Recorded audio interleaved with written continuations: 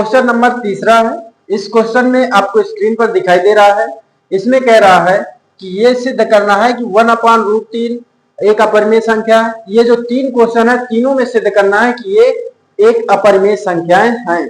तो चलिए सॉल्व करते हैं। क्वेश्चन नंबर 1 को उठाते हैं, फिर सॉल्व करेंगे। जैसे अभी इसके पहले क्वेश्चन को सॉल्व किया है, वही डिफिनेशन यहाँ पर सब में लागू होगी। सबसे पहले आपको क्या करना होगा, मानना पड़ेगा। क्या मानोगे, मान लेंगे कि अगर ये अपरिमेय सिद्ध करने की बात कर रहा है तो हम परिमेय मानेंगे। माना 1/√2 एक परिमेय संख्या है, एक परिमेय संख्या है।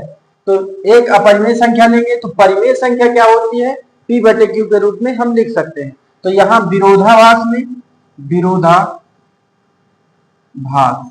विरोधाभास का मतलब क्या होता है, उल्टा। यानी जो परिमेय संख्या होती है और अपरिमेय संख्या होती है, इनको हमें बराबर लिखना होता है। 1/√2 अपरिमेय है, ये क्या है, परिमेय संख्या है। यहां लिखोगे p, q, कोई पूर्णांक है,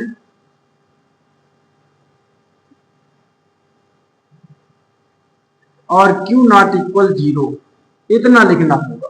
अब भैया यहां पर देखिए, अगर नीचे कोई संख्या रूढ़ में है उसे हम रेशनलाइज कर देते हैं। कैसे, यहां पर √2 है तो इसको हम ऊपर नीचे √2 का गुणा और भाग कर देंगे। कितना हो जाएगा, बराबर p/q। √2 गुणे 1 तो √2 हो जाएगा, √2 गुणे √2 2 हो जाएगा, बराबर p/q। यहां पर इस 2 को हम इधर भेज देंगे तो √2 बराबर 2 p/q। यहां पर देखिए, यह एक अपरिमेय है, यह एक परिमेय संख्या है। क्या लिखेंगे, यह अपरिमेय संख्या है, और यह एक परिमेय संख्या है, यह परिमेय संख्या है और यह एक अपरिमेय संख्या है। अब हम ये क्या लिखेंगे कि एक परिमेय संख्या कभी भी अपरिमेय संख्या के बराबर नहीं हो सकती है। अतः ये जो दिया था हमें 1/√2 एक अपरिमेय संख्या होगी। ये इतना हमें सिद्ध करना पड़ता है। क्लियर, समझ में आ गया? अगर समझ में आ जाए करे तो जरूर कमेंट कर दिया करें और शेयर भी कर दिया करें। चलिए, और कहीं गलती लगा हो, कहीं समझ में ना आता हो और ऐसा लग रहा हो कि मैं कहीं बोलने में या कोई वर्ड बार बार कह रहा हूं, तो मेरी कमियों को भी जरूर बताएं।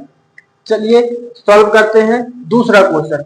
मैं इसमें कुछ नहीं करूंगा, आप स्क्रीनशॉट ले लीजिए, सिर्फ मैं इसको मिटा करके सॉल्व करूंगा। इसको स्क्रीनशॉट लीजिए। चलिए, अब मैं यहां पर क्या करूंगा, इसको मिटा दूंगा और इसे मिटा देंगे, इसे मिटा देंगे, इसको मिटा देंगे, और ये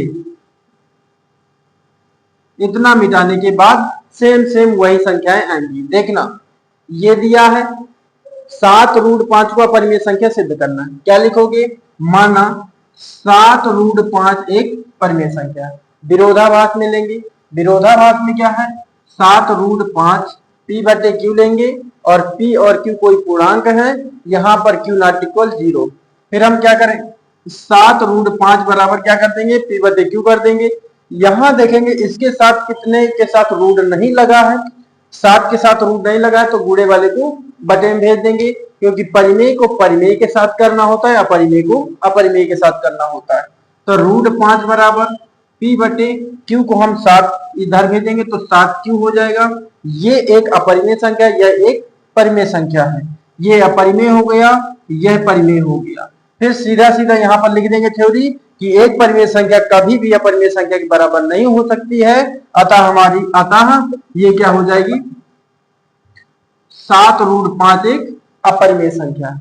और इसमें जोड़ना चाहें तो क्या जोड़ सकते हैं, अतः ये कभी नहीं हो सकती है, हमारी धारणा विरोधाभास है। अतः 7√5 एक अपरिमेय संख्या। यहां पर और जोड़ना चाहो तो ये जोड़ सकते हो, हमारी धारणा विरोधाभास है,